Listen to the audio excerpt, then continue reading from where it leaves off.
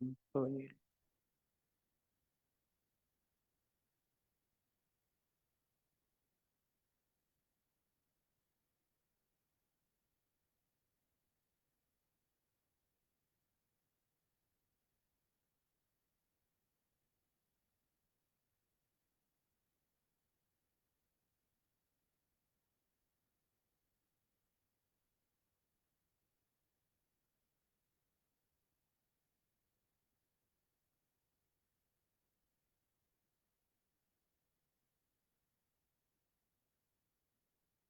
Muy bien, ya estamos en vivo, ya se está transmitiendo. Muy buenas tardes para quienes ya nos escuchan. En un momento más llegará la notificación a sus páginas. Qué gusto saludarles. Muy buenas tardes para todas y todos. Sean bienvenidas, bienvenidos a este espacio en la Escuela de Reflexión Política por parte del Instituto de Formación Política y Transformación Pública, agradeciéndoles, por supuesto, su interés en la participación de este nuevo programa y también en el relanzamiento de todos estos esfuerzos por parte del instituto como asociación civil y de su red formadores, así como también las escuelas que ya estaban participando a lo largo de ya algunos años del instituto en sus actividades. Esta tarde nos da mucho gusto que podamos retomar, como ya lo hemos mencionado, diferentes aspectos de nuestra organización. Primero, nuevamente hacer la invitación a participar, por supuesto, en las redes sociales, en comunicación y en todos los espacios que el instituto hace promoción desde Guanajuato y a nivel nacional como parte de la red de fundaciones humanistas. Así como también mencionarles que, bueno, estamos de manteles largos esta tarde, como ya lo mencionaba, vamos a iniciar con esta primera sesión en la Escuela de Reflexión Política de la mano del maestro Raúl Cázares Urban, con el tema disidencia y democracia en épocas de populismo. Ya se ha estado difundiendo también. Este es un espacio formativo de diálogo en el que buscamos involucrar una sociedad civil informada, que también participe, comprenda y analice el papel de la democracia y las propuestas de la ciudadanía en cada uno de los espacios, así como también implementar estrategias de ciudadana crítica y activa y propositiva con los valores democráticos que persigue también, por supuesto, el instituto. El maestro Raúl Cázares ha tenido ya, me permito leer un poco de su experiencia y de su currículum, ha tenido cercanía, por supuesto, también con el sector privado y público, ha sido consultor en diferentes despachos en el área de impuestos y planeación fiscal, especialista de análisis de precios de transferencia, ha sido contralor también en la Universidad de Anáhuac, del cual también tengo el gusto de conocer como profesor a nivel maestría y a nivel posgrados, por supuesto, así como también ha sido funcionario en sectores de salud, cultura y educación en áreas de promoción y difusión cultural. Desde hace más de 20 años ha realizado trabajo comunitario y voluntariado en diversas organizaciones nacionales e internacionales, así como también el acercamiento a la vinculación del sector social, empresarial y con agencias de cooperación internacional, particularmente desde los últimos 7 años en su propio laboratorio de políticas públicas, así como también en organizaciones de la sociedad civil. Pues bueno, para iniciar con esta primera sesión, agradeciéndole a todas y todos el que nos acompañen en este espacio, y les damos la más cordial bienvenida, como ya mencionábamos. Agradecemos nuevamente, maestro Raúl, gracias por aceptar esta invitación y le damos la más cordial bienvenida a esta primera sesión de la Escuela de Reflexión Política. Muchas gracias. Iniciamos. Bienvenido, maestro. Muchas gracias, Rubén, por la invitación y por el espacio. Sinceramente, estoy plenamente agradecido por darme esta oportunidad. Justo el nombre de la escuela es muy, muy, muy, muy pertinente para la actualidad, ¿no? Una escuela de reflexión, una escuela de formación política. Me parece que es un tema pendiente. Ahorita que nos metamos en el tema de la disidencia y de la democracia, por supuesto que van a haber muchos elementos de reflexión y que tenemos que ver más que como reflexión, pues como un llamado a la acción, ¿no? También, no solo ahorita, ¿no? Históricamente en México ha habido, pues obviamente muchos movimientos sociales, revolucionarios, económicos, y que por supuesto que todos deberíamos de movilizarnos en algún momento por hacer algo, ¿no? Hace poco lo dijo el expresidente de México, ¿no? Ciudadanizar la política, más ciudadanización en la política y más politización en la ciudadanía, ¿no?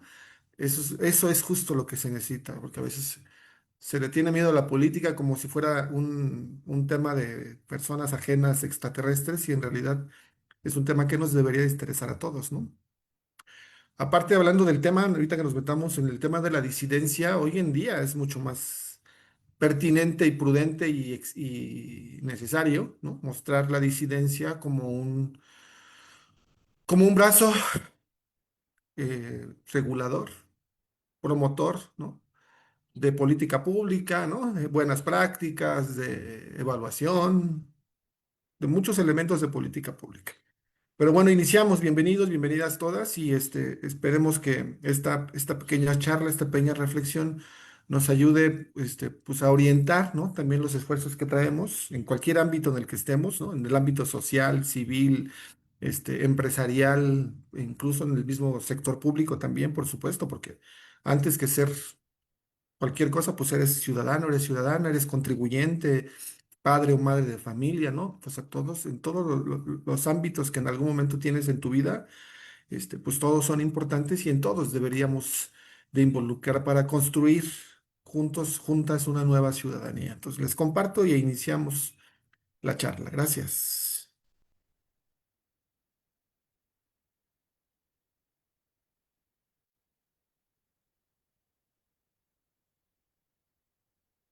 Bueno, nombramos la charla de democracia en épocas del populismo moderno, justo el caso mexicano, ¿no? Porque también hablando del populismo no es algo nuevo, ¿no? El populismo en México también no es algo recientemente. El populismo tiene muchísimos años y en México pues se arraigó, ¿no? De la cara del presidencialismo en épocas del PRI y por supuesto tuvo manifestaciones parecidas a las que hoy existen y que obviamente también con la modernidad, ¿no? Ha habido algunas innovaciones, digamos, en el tema del populismo y que también en otros lados, ¿no? Y en otros países en el que pues probablemente no veías antes populismo, ¿no? Hoy lo ves, ¿no? Por ejemplo, en el caso de nuestros vecinos en Estados Unidos, por todos lados es un partido de derecha, ¿no? Gobernando, pero es un partido con un perfil populista totalmente, ¿no? Y que no necesariamente el populismo tiene que ver con dogmas políticos, ¿no? De izquierda, derecha, centro izquierda, centro derecha, los que ustedes quieran. El populismo puede irse de cualquier lado, ¿no? Al centro, a la derecha o a la izquierda. En realidad, el populismo hoy en día es una manifestación del poder, ¿no? Muy clara y que en el caso mexicano, pues haremos un análisis crítico, ¿no? Sobre cómo el populismo ha revolucionado en México y su impacto en las instituciones democráticas. Y ahí es donde también tenemos que ampliar la reflexión, ¿no? El impacto que tiene el populismo en el tema de las instituciones y en el debilitamiento de la democracia. Por supuesto que eso también es un tema y también el acceso a los derechos humanos, ¿no? Y la importancia que tiene esto. Y por otro lado, el tema de la disidencia, ¿no? Lo importante que ha sido la disidencia en el transcurso de la historia de México y cómo la disidencia también, pues en algún momento en México, pues logró, ¿no? Incluso provocar la caída de un régimen, en el caso del priismo, con una primera transición y que en algún momento, por supuesto, también, pues trajo una transformación política muy importante en México y que ahora, este, con otra también, nueva transición, pues ahora viene nuevamente a regresar en cierta medida lo que en algún momento, algunos elementos de lo que tuvimos del populismo en las épocas priistas.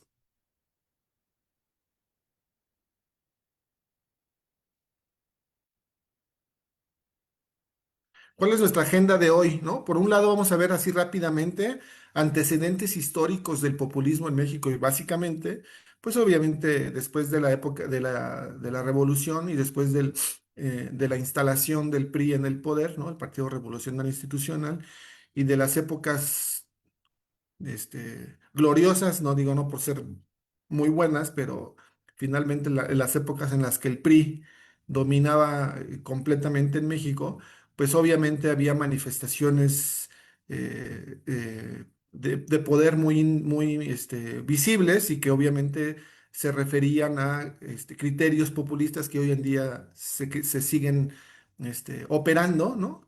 Y que son rasgos muy visibles del populismo, ¿no?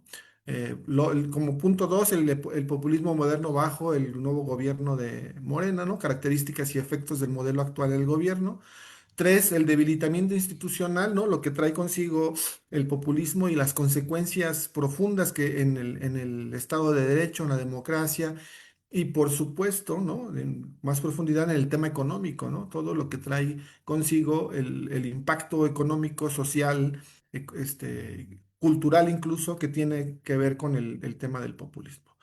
Eh, y el impacto, y les decía al inicio, ¿no? El impacto que tiene en la democracia y en los derechos humanos también es un elemento muy importante que tiene que ver visiblemente con las prácticas actuales y que en algún momento se ve reflejado en la erosión que tiene de los principios democráticos y también otro elemento importante del populismo y que también les decía no es algo nuevo es el tema de la polarización social, ¿no? Y en ese sentido, no por ser el punto más menos importante, me parece que es el centro de la plática, es como el papel de la disidencia en tiempos de, populistas sí importa, ¿no? Y justo cuál es la importancia y el desafío que tenemos, ¿no? Independientemente de creencias, filiaciones partidistas, lo que sea, me parece que aquí no es un tema, ¿no? De referencia. Sin embargo, sí es importante tener claridad en que la disidencia no tiene que ver con una creencia o afinidad política.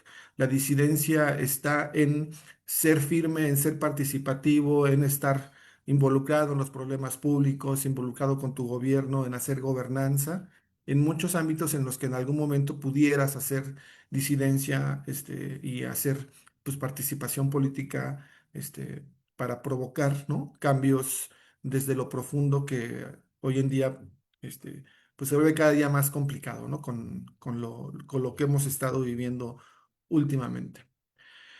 Pues obviamente los antecedentes políticos, históricos que tiene México en ese sentido del populismo, pues los tendríamos que remontar, ¿no?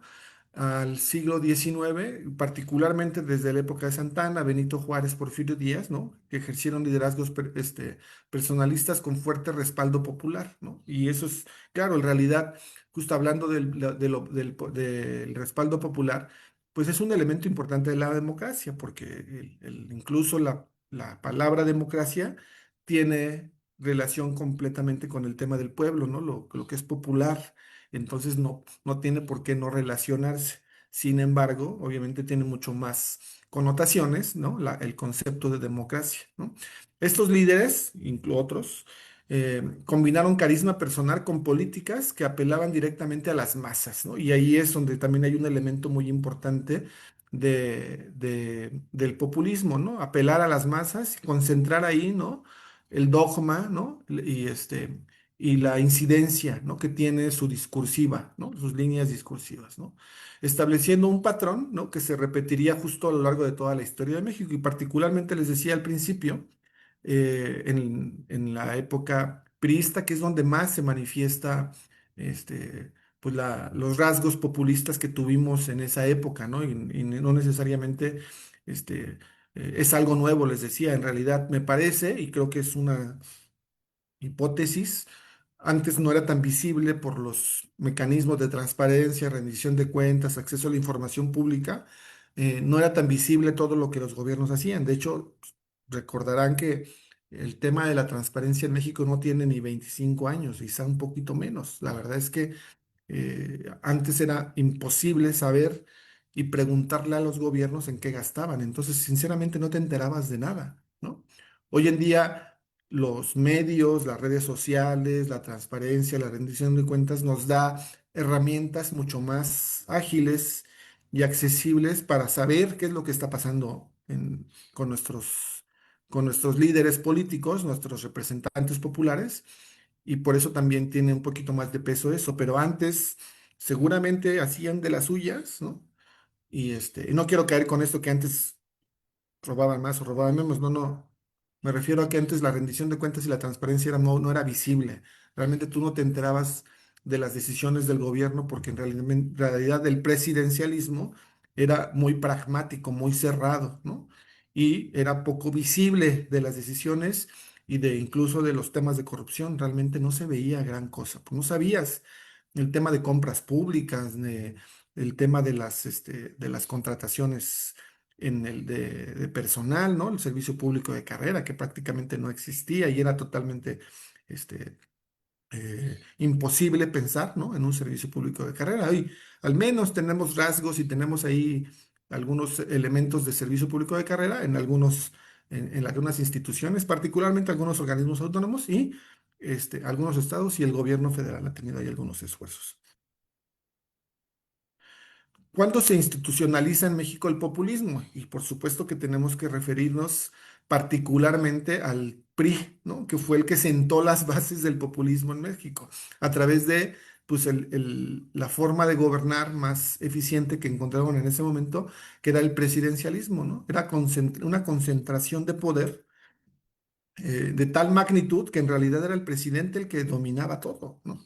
El presidente era el centro, ¿no? Y el poder judicial y el poder legislativo, pues básicamente le seguían los pasos. Y eso es un tema no de ahorita, les decía, es un tema que el PRI instauró y lo instauró muy bien, lo supo operar bastante bien, y no lo digo porque cuestión de alabarlos, ¿no? Me refiero a que pues lo hicieron tan bien que estuvieron un poquito, casi 80 años en el poder y que pues también fue obviamente por el despertar de la sociedad, ¿no? Y de la disidencia justo, el que en algún momento le arrebataron el poder, ¿no? Y ha pasado este tipo de transiciones que ha habido últimamente en México, ¿no? Les decía, con la Revolución Mexicana la posterior fundación del PRI en 1946, justo después del término de la Primera Guerra Mundial, el populismo se transformó de un fenómeno personalista a un populismo institucional.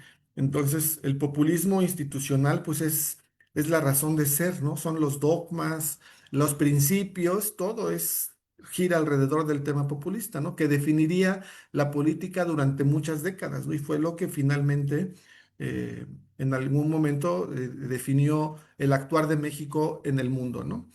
Este modelo se caracteriza por la centralización del poder presidencial, la creación de un estado de bienestar para legitimar el régimen y la organización corporativa de obreros, campesinos y clases populares. En ese sentido, pues era la masa fuerte, la masa activa, ¿no? En en esa época, pues era justo pues los obreros, los campesinos, ¿no? Los maestros, los electricistas después, el sector petrolero, ¿no? Fue migrando a ciertos sectores y que hoy en día pues han ido fortaleciendo fuertemente y después justo a través del sindicalismo, ¿no? Del populismo institucional, pues también se afianzó con el tema del sindicalismo que se acrecentó obviamente con la Constitución y la integración de todos los sindicatos que tenemos hoy en día y que son realmente sindicatos muy fuertes, ¿no? Y que en algún momento eran el brazo, ¿no?, fuerte, el músculo que tenía en aquel momento el Partido Revolucionario Institucional. ¿Cuál era el modelo priista del populismo en aquella época, ¿no? Y que te digo, es un poco similar al que hoy vemos, ¿no? Era justo la centralización del poder, ¿no? Es un elemento en el que el presidente, ¿no?, tenía totalmente el control sobre los poderes del Estado y los gobiernos locales, porque además recordarán que en aquel tiempo no solo el PRI dominaba el gobierno federal, el PRI dominaba todos los estados y todos los municipios, ¿no? Entonces, era una centralización completa, ¿no?, del poder. Era prácticamente, no había un solo lugar, ¿no?, municipio, estado, en el que no hubiera partido del PRI en el poder, ¿no? Y eso era muy fuerte, ¿no? Realmente empezaron a debilitarse poco a poco y que, bueno, fueron perdiendo control en el lapso del tiempo, pero fue obviamente por el despertar también de la gente y justo por la disidencia que se fue creando, ¿no?, en torno al populismo, que obviamente era un elemento importante para crear disidencia y para que en algún momento los que empezaron a crear otro tipo de instituciones políticas vieron como una oportunidad, ¿no? Un elemento también del modelo priista de aquellas épocas y que se ve prácticamente todas las políticas públicas, ¿no? Incluso las últimas políticas públicas del gobierno de Cedillo, de Salinas de Gortari, ¿no? era el tema del bienestar, ¿no? No es, tampoco es algo actual, ¿no? Políticas sociales como mecanismos de legitimización y control político de las masas, ¿no? Era a través de los programas sociales, ¿no? Pues controlar, tener cercano a las personas a los que se les daba beneficio, ¿no? Con los programas sociales. Digo, la única, digamos, buena práctica que se vio al menos ya en los últimos sexenios era el tema de que al menos tenían control medianamente, ¿no? Eficiente con el tema de que tenían, en los programas sociales, pues tenían reglas de operación, ¿no? Tenían presupuestos, pues bien medidos, tenían, criterios, ¿no? Claros de focalización, dónde iban a aplicar los programas sociales, ¿no? Y que eso también me parece que al menos era un elemento, que era como una palomita, ¿no? En aquellas épocas del sistema populista del PRI. Y luego también estaba el corporativismo, que es un elemento que hoy sigue, ¿no? Instalado, ¿no? Obviamente a través de otras prácticas similares y que justo se incorporó en sectores populares a través de sindicatos, es lo que les decía, y organizaciones controladas por el mismo partido, ¿no? Prácticamente los sindicatos eran un brazo del partido, ¿no? Y que pues actuaban, ¿no? En línea con lo que el partido les dictaba, ¿no? Y eso también es un tema, ¿no?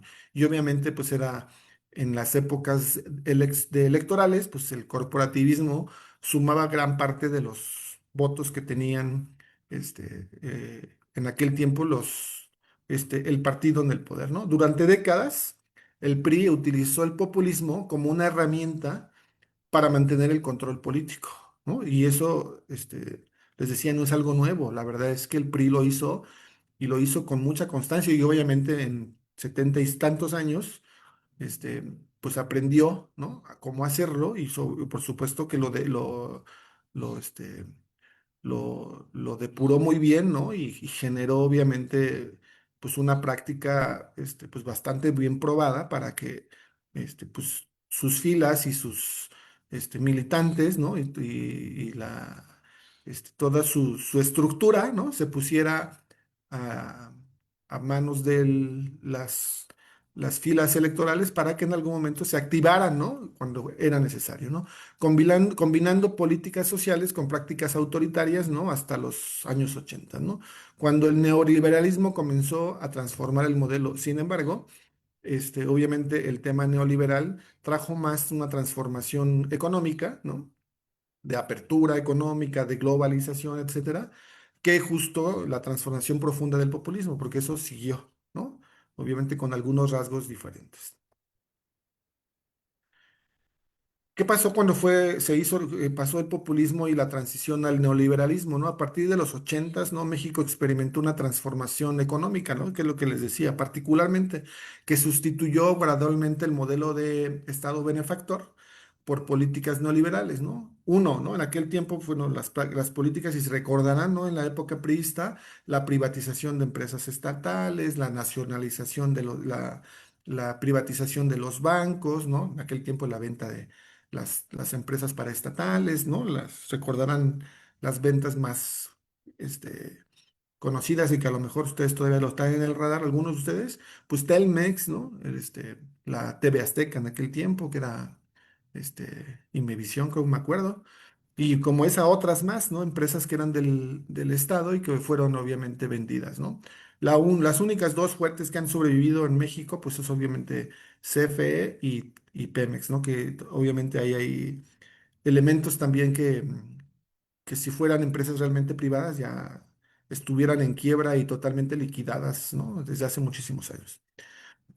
Luego, la parte de la privatización de empresas estatales, se dio el tema de la apertura comercial, ¿no? Y particularmente con la firma del Tratado de Libre Comercio con Canadá y Estados Unidos, ¿no? Y también un elemento importante que es el tema de la reducción del gasto social, ¿no? Que también se ha dado y se dio paulatinamente, sin embargo, siempre ha existido, porque en un país, ¿no? Con unos niveles de pobreza tan fuertes como México, pues no puedes tampoco disminuir el gasto social, ¿no? Como, como en algún momento algunas personas buscan, ¿no? Particularmente gente que es un poquito más, conservadora, y que busca que siempre, o que vea al Estado como un parásito, ¿no? Recordarán lo que dijo recientemente Elon Musk, ¿no? Con su gran pelea que tuvo con Donald Trump. Fue justo porque él no cree en el gobierno, él no cree en el Estado, él cree que el gobierno es un parásito y que entre más pequeño es el gobierno, pues es mejor, ¿no? Y obviamente pues eso fue un tema de pelea, ¿no?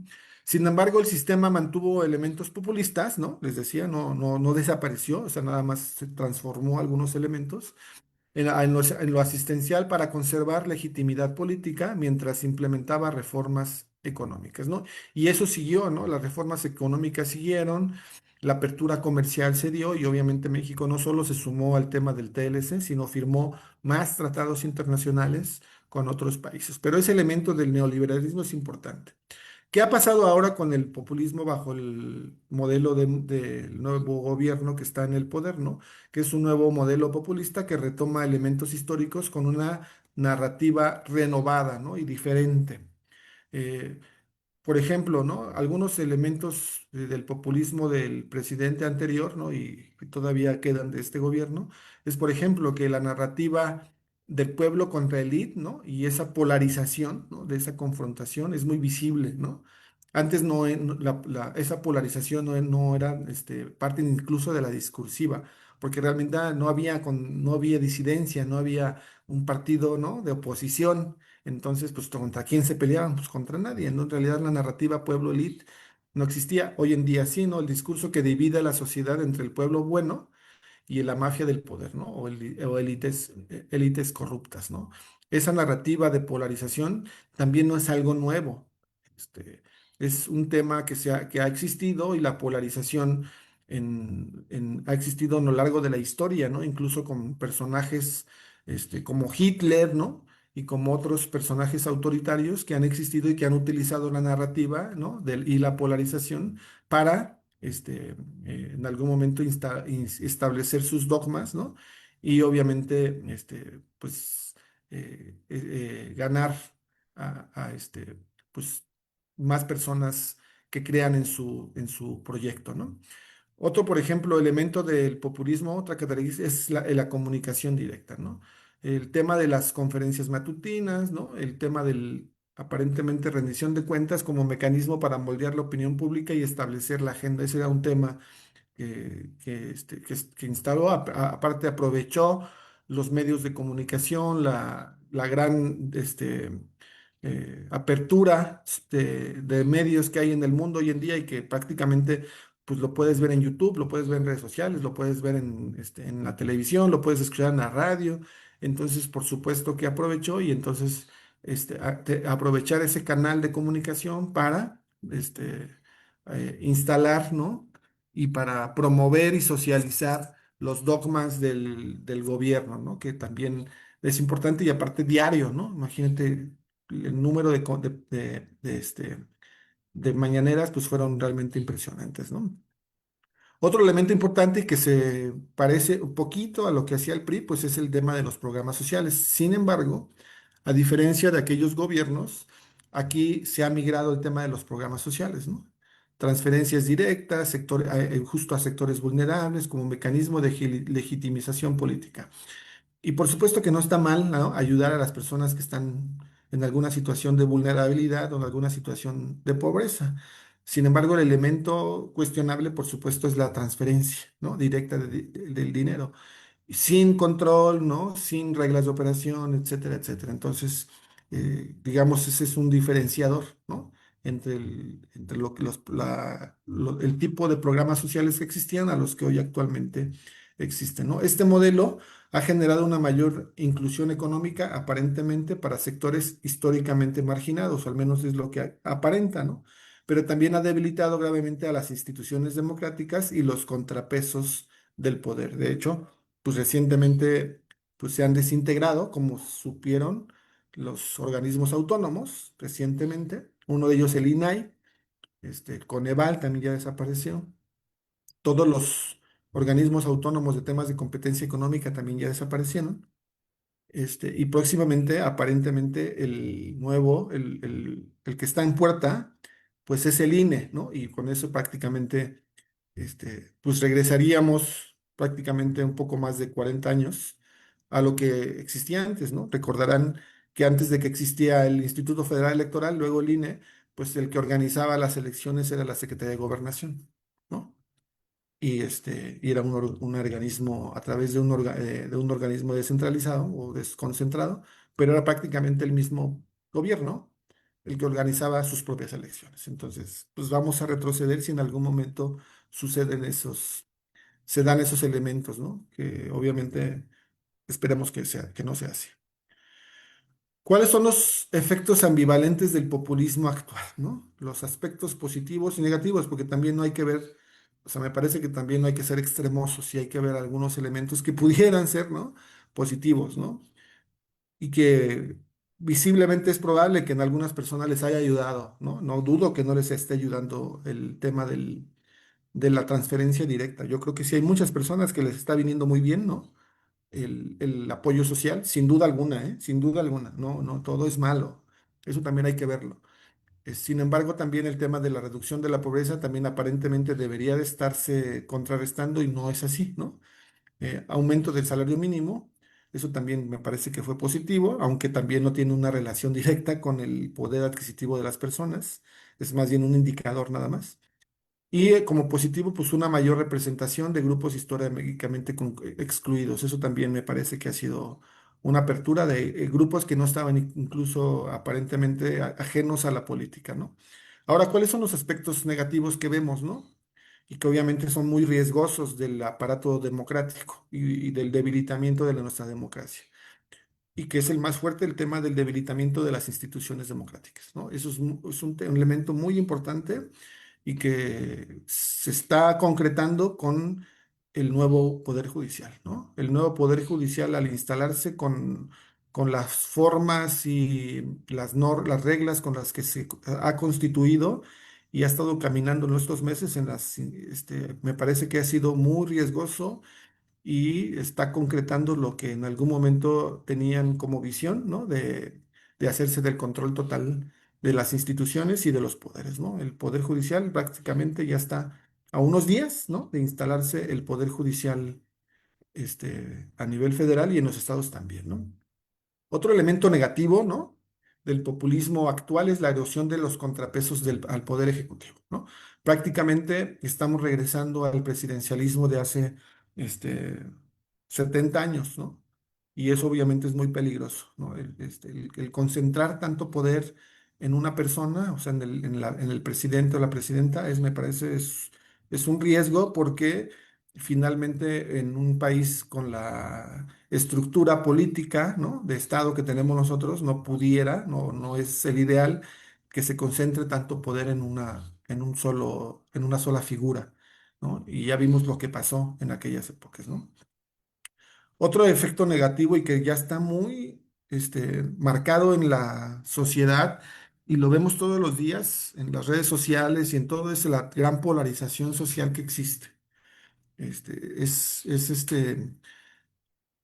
extremoso, ¿no? La gran pelea y polarización que existe, ¿no? Entre las personas que creen y no creen en el nuevo gobierno. Y yo creo que debería de ser más bien sumarte no a un tema ideológico, sino a un tema de un bienestar del país, ¿no? A un bien transformación profunda de lo que nuestro México necesita. Más que sumarte a descalificar, obviamente hay que señalar las cosas que los gobiernos hacen mal, y cualquiera, ¿no? Cualquiera y obviamente hacerlo con fundamento, con mediciones, etcétera. La polarización está a todo lo que da. Yo creo que eh, antes incluso con un poco más de participación de los partidos que equilibraban un poquito ahí entre el PRI y los demás, hoy en día no vemos tampoco tanta oposición, ¿no? Que también es un tema de disidencia, ¿no? La oposición se está fragmentando, se está diluyendo y eso es muy peligroso.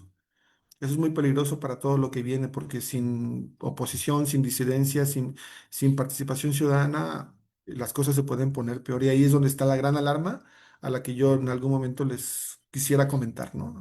Hay que sumarse a la acción positiva, ¿no? Y obviamente a la suma de voluntades para crear mejores condiciones en el ámbito donde nos desarrollemos, ¿no?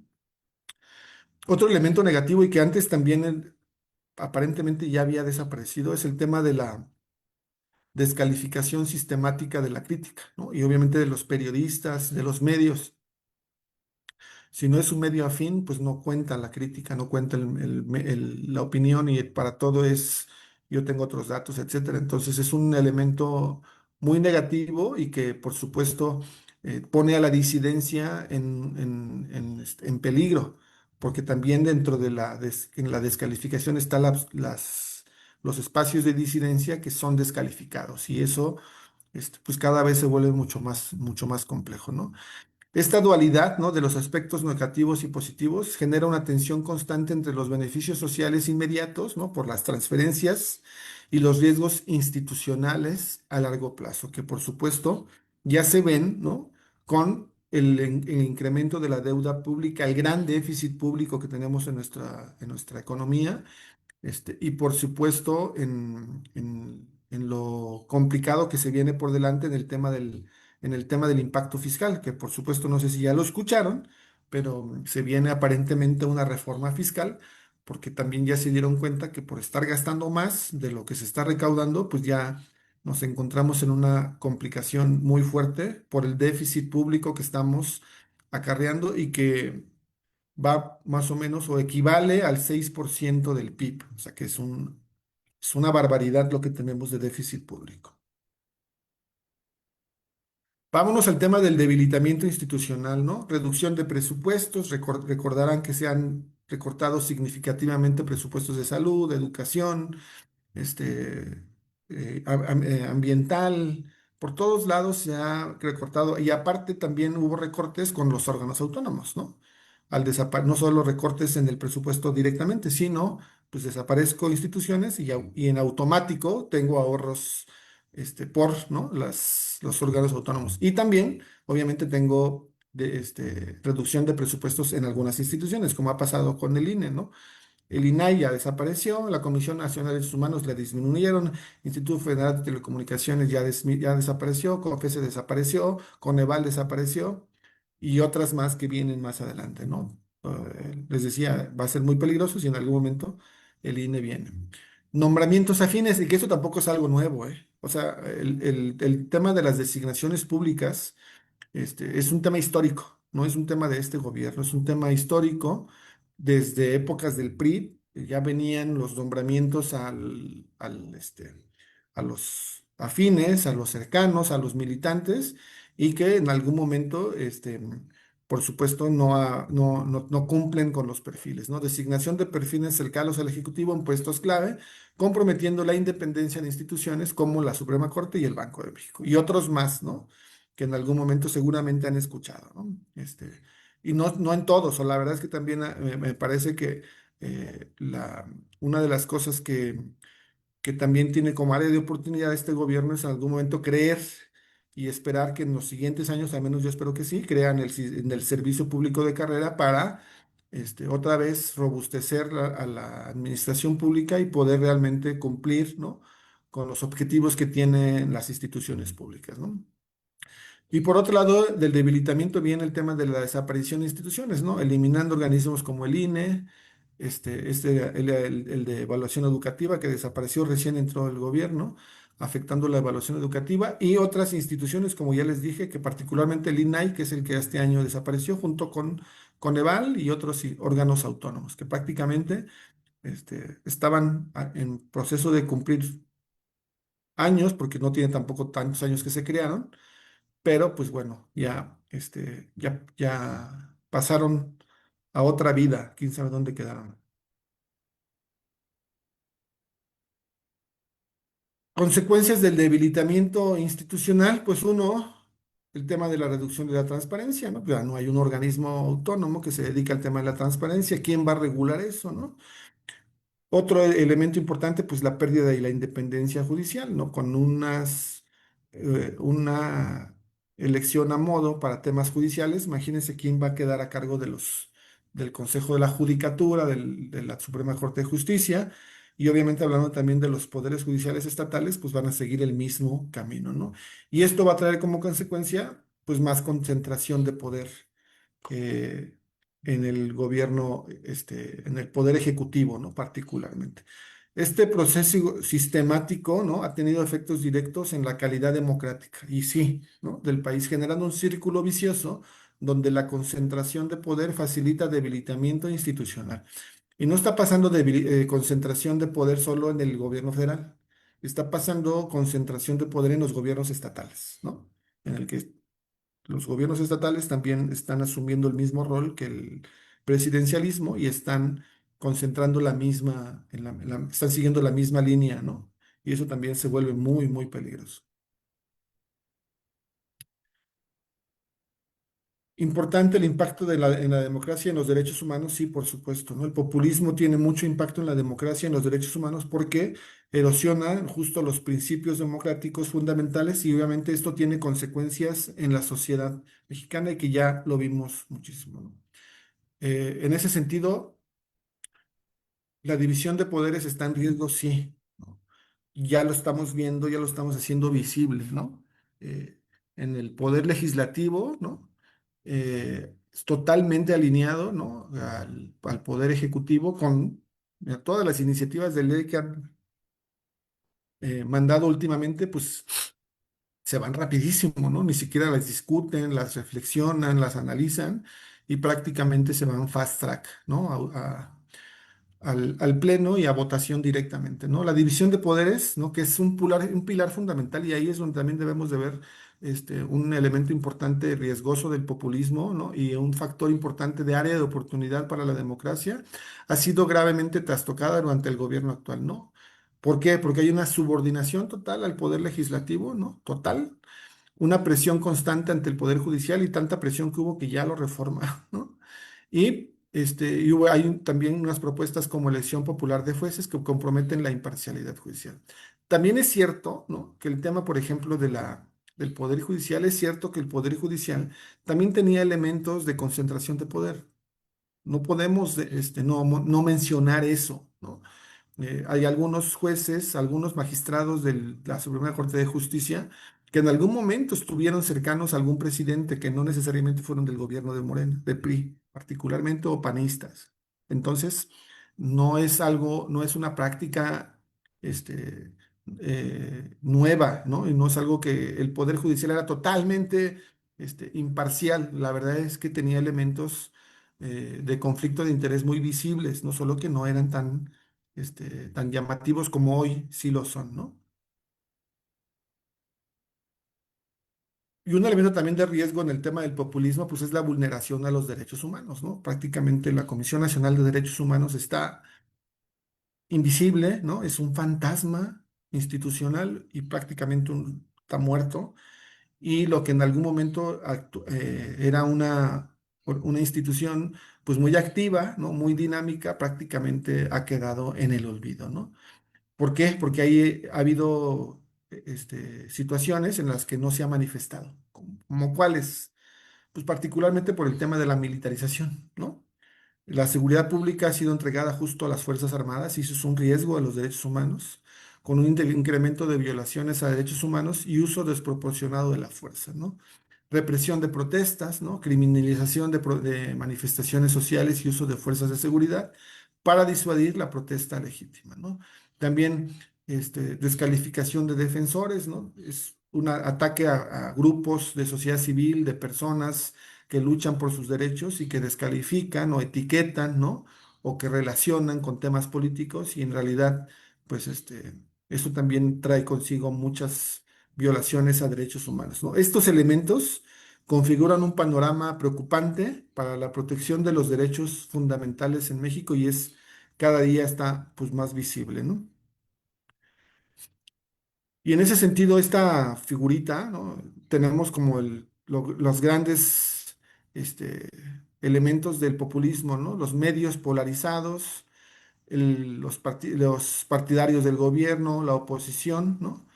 Y en el centro, pues obviamente hay un debate público ilimitado. Y aquí es donde se da la gran oportunidad de que la disidencia, ¿no?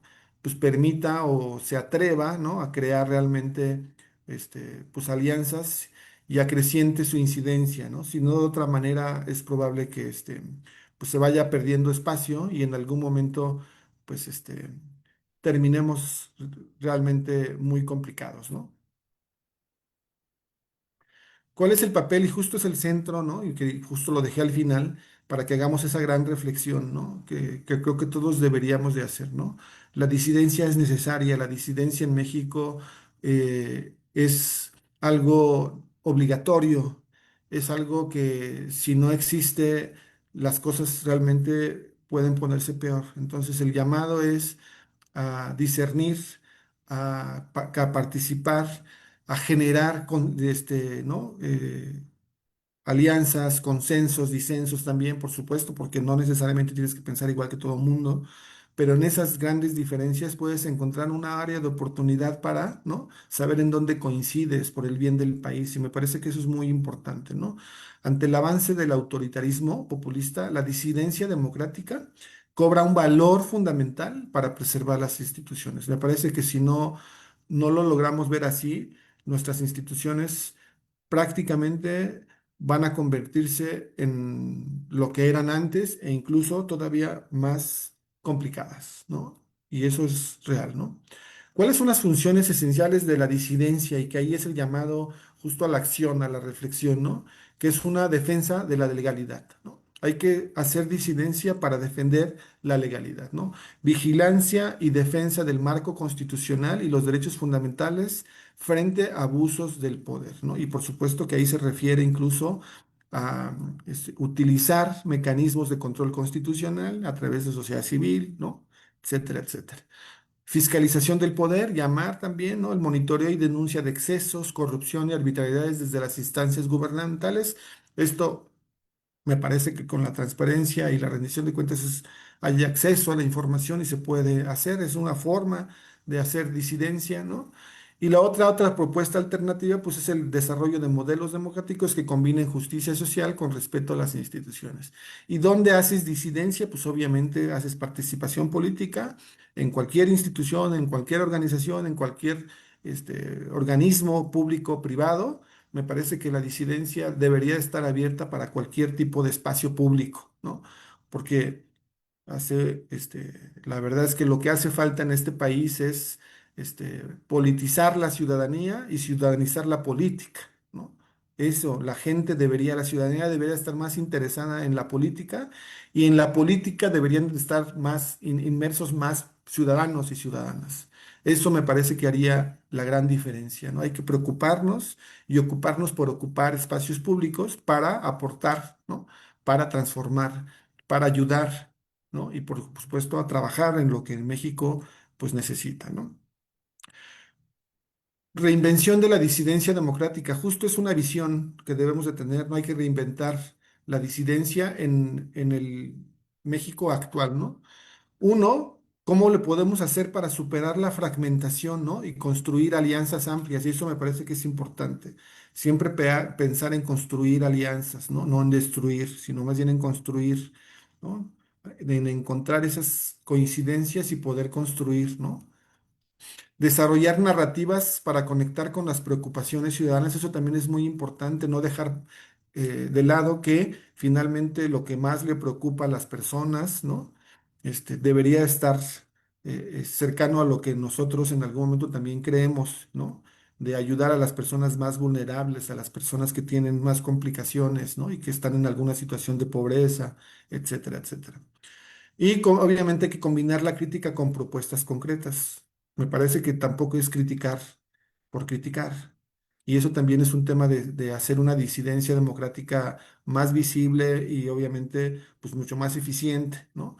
Hay que combinar la disidencia con propuestas concretas de cambio. Y hay que sumarse incluso a los partidos en el poder, por supuesto que también. Me parece que hay que intentar hacerlo, ¿no? Y obviamente hay que utilizar mecanismos institucionales y movilización social, eso también es muy importante, ¿no? La participación ciudadana y los mecanismos que ya existen institucionales, me parece que son elementos importantes para reinventar la disidencia democrática. Y en ese sentido, ¿cuáles son, ¿no? Algunos elementos importantes de que México vive en ese sentido, ¿no? Esta pequeña gráfica tiene así como elementos muy importantes, ¿no? Hablando de instituciones débiles y instituciones fuertes, ¿no? Hacia dónde debemos dirigir, ¿no? Los esfuerzos, ¿no? En ese sentido, están movimientos excluidos que desafían a instituciones. Por supuesto que eso lo que tiene consigo son instituciones débiles, ¿no? Instituciones fuertes con ciudadanía integrada, por supuesto que eso es también lo que se busca. El clientelismo persistente pese a instituciones débiles, por supuesto que el clientelismo y el corporativismo son elementos del populismo que no son del todo positivos y que al contrario me parece que traen elementos muy visibles de manipulación, ¿no? Y de otros elementos ahí sociales que son hay incluso antropológicos que tienen muchas consecuencias. Entonces, la democracia, por supuesto que pone en tensión muchísimos elementos, ¿no? Que tiene que ver con instituciones fuertes, instituciones débiles, inclusión social o exclusión social. Y dentro de esto está todo lo que tiene que ver con el populismo, ¿no? Y algunos elementos de reforma incluso que se están orientando. Como reflexión final, ya para terminar, y que espero que les haya sido de su agrado esta pequeña charla, ¿no? Para que en algún momento nos enfoquemos a ver qué podemos hacer o en qué podemos sumarnos para reorientar, ¿no? O ayudar a que las cosas mejoren, ¿no? O se transformen en profundidad. Pues la democracia, por supuesto, y no lo digo yo, lo dicen los grandes académicos, los grandes estudiosos de la democracia a través de la historia, ¿no? Requiere contrapesos, ¿no? Transparencia y respeto a los derechos humanos, ¿no? Y en ese sentido, la disidencia no es un obstáculo. La disidencia me parece que es una suma, ¿no? El pensar diferente no te hace un opositor, ¿no? Más bien te hace una persona que posiblemente te haga ver las cosas diferente porque a lo mejor también te estás equivocando, ¿no? Y tampoco es un obstáculo, sino una garantía de que el poder no se convierta justo en un abuso, ¿no? Para terminar, el futuro de la democracia dependerá de la capacidad de la sociedad para defender las instituciones democráticas, mientras se avanza en la construcción de un modelo más justo e incluyente, donde el populismo sea un medio para la inclusión social y no un fin para la concentración de poder. Y me parece que ahí está el gran centro de lo que debemos de construir en el devenir de los próximos años. Pues quedo a sus órdenes para sus preguntas, participaciones, reflexiones. No sé, Rubén, ¿cuál sería la dinámica que sigue? Claro que sí, profesor. Muchas gracias de antemano por este acercamiento, esta reflexión y estos argumentos que ya tratamos a lo largo de esta sesión. Efectivamente, ya tenemos, tenemos al menos un par de preguntas a manera también de complementar la reflexión para poder vincular tanto ya lo que platicaba usted con los elementos teóricos prácticos y de acercamiento a la disidencia al ámbito democrático y también, sobre todo, cómo enfocarlos a la participación que desde el instituto se involucra, que es el ámbito de la asociación civil, ¿no? Involucrar esta participación comunitaria y cómo lo traemos también, por supuesto, ante esta primera sesión en la reflexión política. Y bajo este esquema, nos hace llegar directamente desde el auditorio, agradeciéndoles, por supuesto, que también si hay alguna otra reflexión al cierre, por supuesto, de la sesión, nos las hagan ahí en los comentarios, tanto en Facebook Live como en YouTube. Y de cualquier manera, si en algún momento, como está abierto también en la retransmisión, ahí mismo la pueden hacer llegar y con gusto se la hacemos llegar al maestro.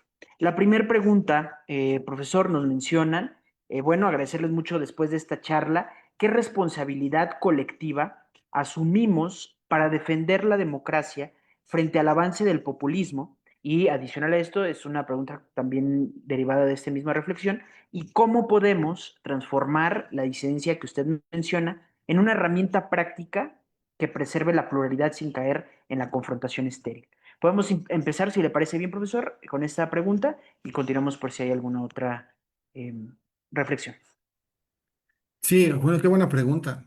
Sí, sí, lo peligroso de esto es volverte cómplice, como lo ha sido mucha gente en lo largo del tiempo, no solo ahorita, ¿no? Volverte cómplice.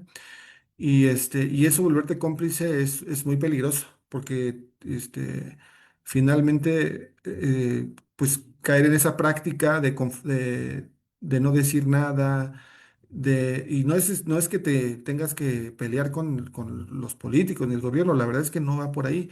El tema justo es cómo encontrar una manera legal, ¿no? Democrática, ciudadana, de poder encontrar el espacio adecuado para, ¿no? Contrastar decisiones políticas y públicas. Eso me parece que es importante justo a través de organizaciones de sociedad civil, a través de cámaras empresariales. Creo que vincularte en esos espacios te hace, te fortalece y te da mucha visibilidad. Eso creo que no lo debe, eso es una oportunidad.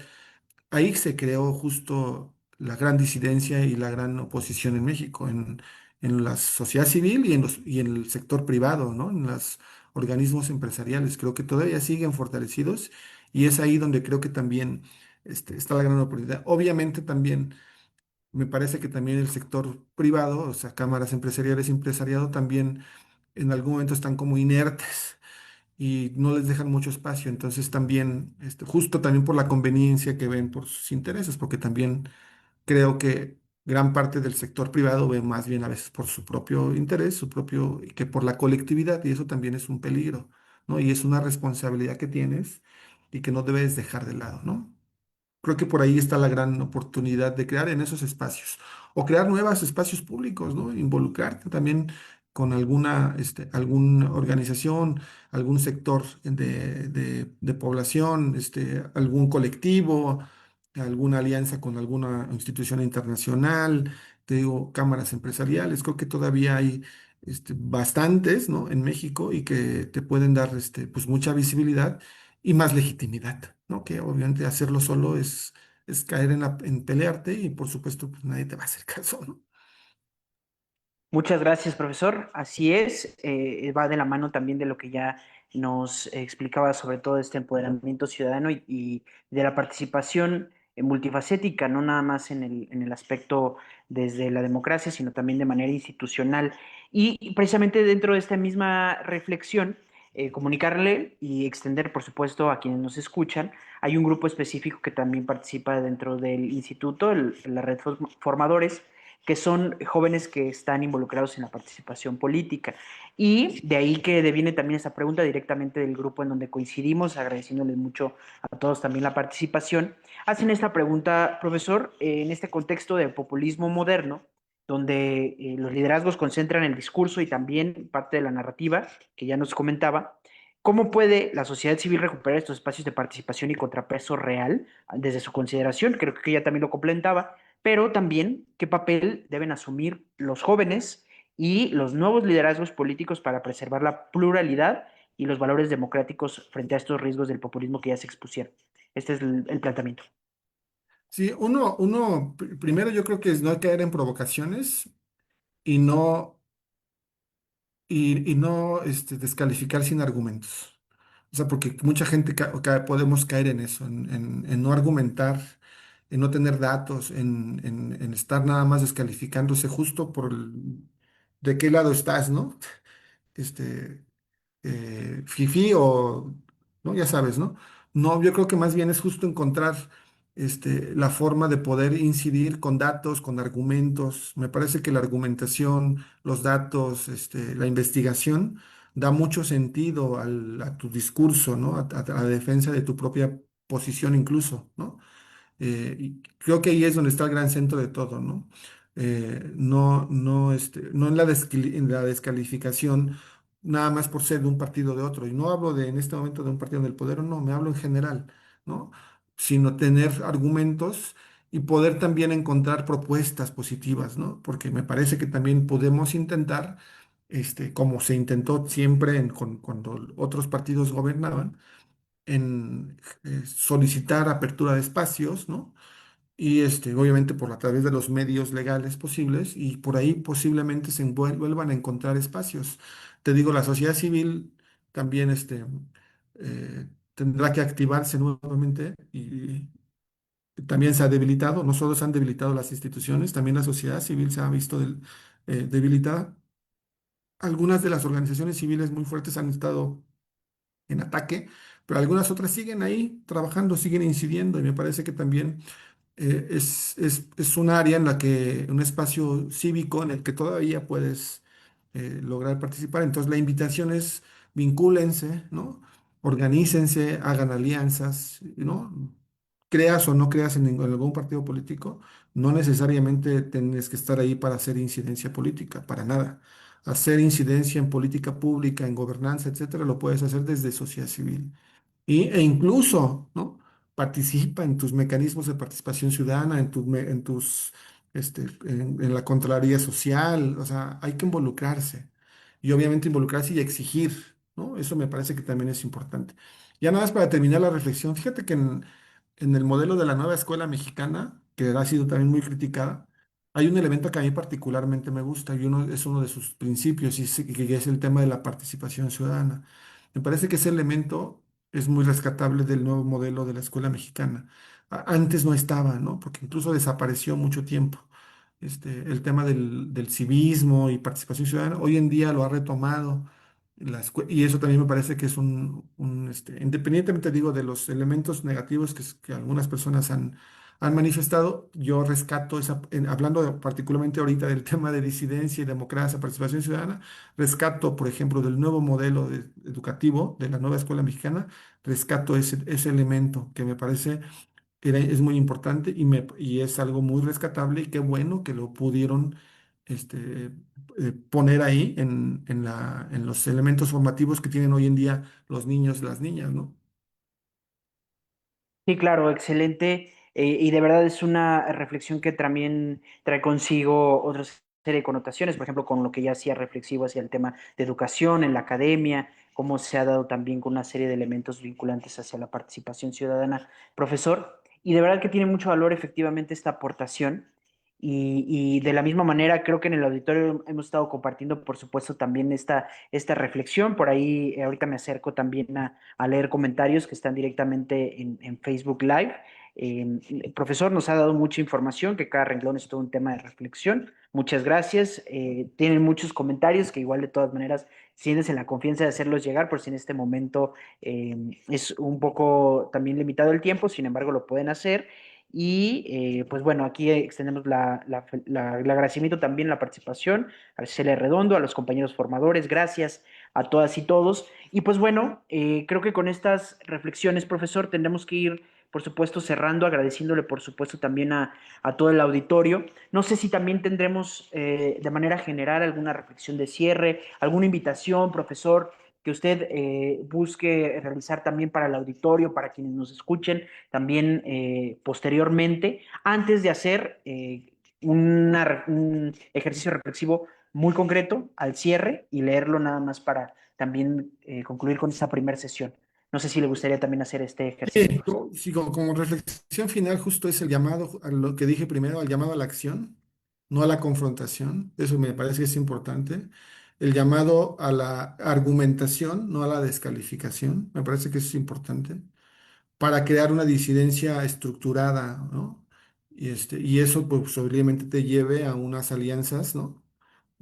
Mucho más sólidas, porque no puedes caer justo en esa confrontación porque prácticamente rompes puentes y no construyes. Y eso creo que es muy importante, tenerlo visible, aunque parezca muy difícil, sí se puede. Me parece que sí, sí, sí se puede lograr, ¿no? Crear puentes, construir alianzas, pero siempre con argumentación, profunda, ¿no? Y sin caer en confrontaciones. Eso también me parece que es importante, porque si no, pierdes oportunidad de construir, ¿no? Y eso no lo podemos hacer. No nos puede pasar. Perfecto, muchísimas gracias, profesor. Excelente también para el cierre y a todas y todos, compañeras, compañeros que nos acompañaron esta tarde. Muchas gracias, por supuesto, también por sintonizar este ejercicio. Y pues bueno, de esta manera estaríamos concluyendo con esta primera sesión en la Escuela de Reflexión Política, invitándolos, por supuesto, a la participación, a que sigamos involucrándonos en este espacio y sobre todo también en hacer algo, este llamado que nos hacía el profesor Raúl, a seguir convocando a más voces unidas a este mismo ejercicio y sobre todo que también reflexionemos sobre la actualidad política. De manera particular, ante este manifiesto que se estará compartiendo, por supuesto, también en nuestras redes sociales y en el grupo de la red, Hoy hemos reflexionado sobre la disidencia y la democracia, cómo se enfrentan ante nuevos retos en tiempos del populismo moderno. El profesor Raúl nos, frente también a estas participaciones y las preguntas que quedan abiertas, naturalmente no buscan respuestas inmediatas, sino que también son compromisos personales y colectivos. La democracia no se defiende sola, esa es otra conclusión que también nos hacía el profesor, requiere de ciudadanos críticos, valientes y propositivos. Que asimismo esta sesión, por supuesto, inspire a seguir construyendo desde la reflexión y la acción una sociedad más plural y verdaderamente democrática. Con esto cerramos entonces esta reflexión de la mano, por supuesto, de todo su conocimiento y este espacio, profesor Raúl, agradeciéndole mucho aceptar la invitación. El instituto también es su casa, esperemos también seguir en otros espacios y pues bueno, a todo el auditorio, a quienes nos escucharon esta tarde-noche, muchísimas gracias y pues bueno, nos seguimos viendo la próxima semana en otra sesión de formación del instituto. Muchas gracias, profesor. Gracias a todos y a todas. Buenas noches. Muy buenas noches, gracias.